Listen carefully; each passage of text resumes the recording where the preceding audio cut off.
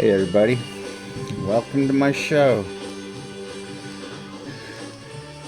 Today I'm going to look at the Syndicate of Sound,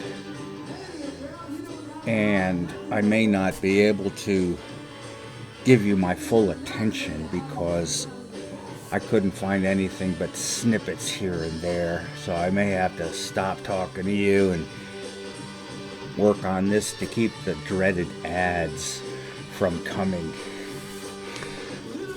So anyhow, let's try this. The Syndicate of Sound are a garage band from San Jose, California, beginning in 1964. I was 10.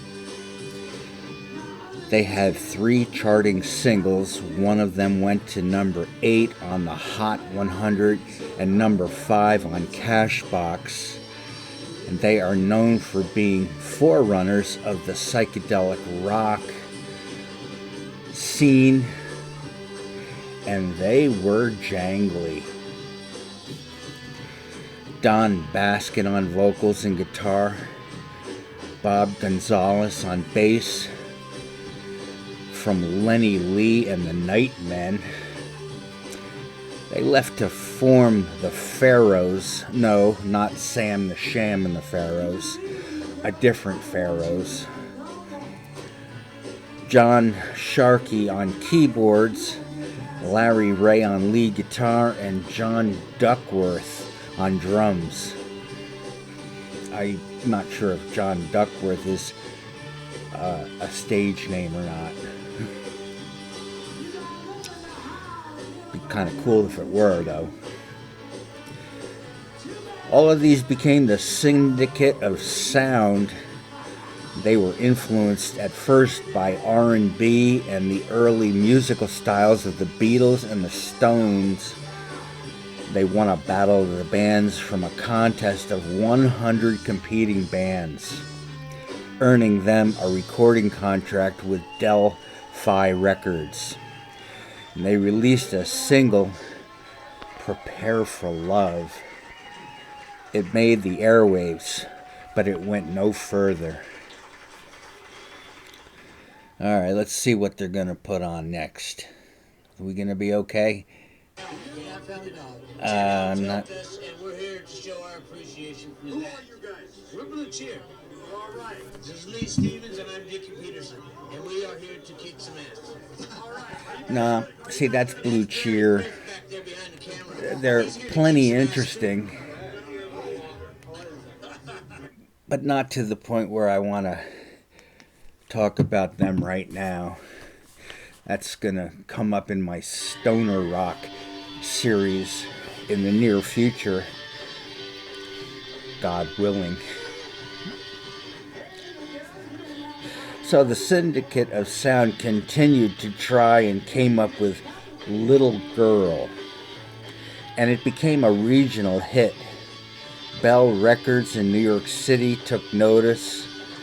Bell re-released it nationally and offered a contract for the album.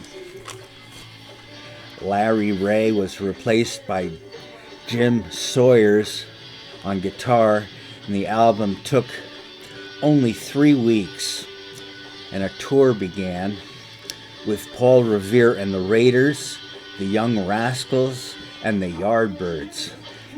What a show. Another single, Rumors, also charted and went to number 55 in 1966. 2 more unsuccessful singles, Keep It Up and Mary, but they didn't chart. John Duckworth was drafted and was replaced by Carl Scott on drums. Brown Paper Bag went to number 73 in 1970. Baskin and Gonzalez recorded another full album for Capitan, but it didn't sell. The flower power had wilted by then, and the band ended. But in 1990, they reformed to perform occasionally. There was another single, but it didn't chart. It was a cover of the Kinks' Who Will Be the Next in Line. Sadly, it was not going to be the Syndicate of Sound. Little Girl was covered many times, notably by the band in England, a side project of prog rockers Griffin.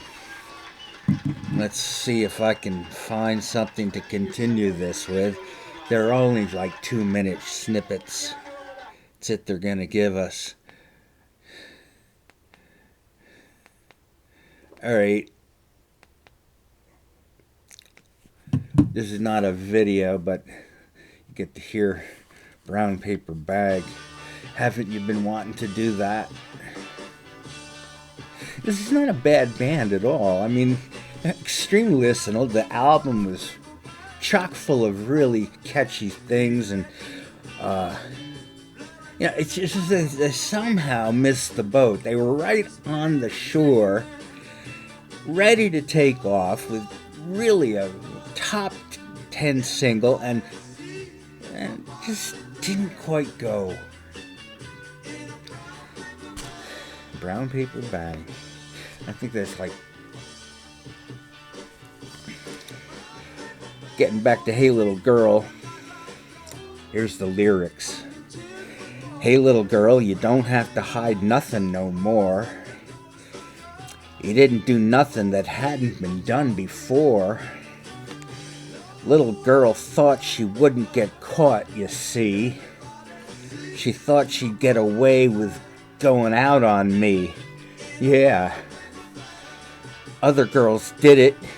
You didn't think of nothing new. You went out on me, so other girls did it too. It's humorous, I'm sorry. You can leave, little girl. I don't want you around no more. If you come knocking, you won't get past my door. Yeah. You got nothing to hide, and everybody knows it's true. Too bad, little girl. It's all over for you. Ha ha ha.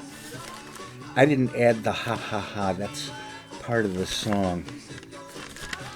So, while Little Girl is catchy and well-crafted and sure of itself, the other Syndicate of Sound songs on their eponymous album are also very good. Games reminds of the innocence of the Mamas and the Papas, which we found out wasn't what you call innocent at all, but managed to sound that way. What else have we got here? Oh, this looks interesting. A little black and white action for you. Remember those days? Probably not.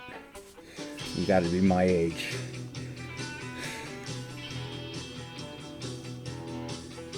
So like I said, it's got a cool sound, doesn't it? Really disco, rock and dance tunes. Should have gone a whole lot further. Rumors. A 3-part harmony barbershop quartet. And that hasn't seen the inside of a barbershop for a long while. You know what I'm talking about, right? Yeah. Immortal folky pop, I'm Alive is Holly's like send up, bubblegummy as a carny ride. Mary could have been a Monkees song,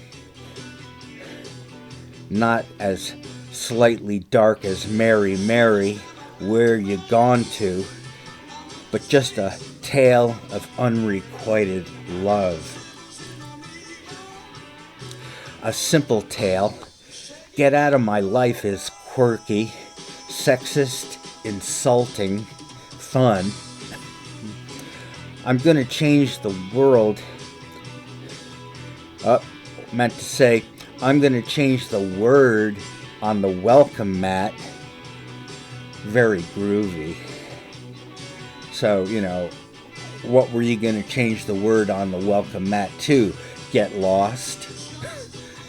Is that kind of a band, Keep It Up is R&B, not very good R&B.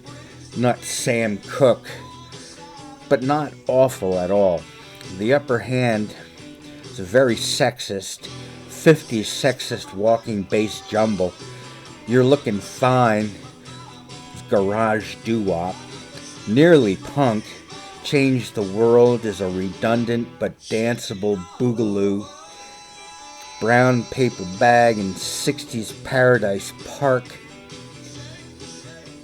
Mexico, it's kind of like a la-la fluty. First to Love You, Tremolo. Tremolo. You get the idea. Alright, that's all I have on Syndicate of Sound. Just had to include them.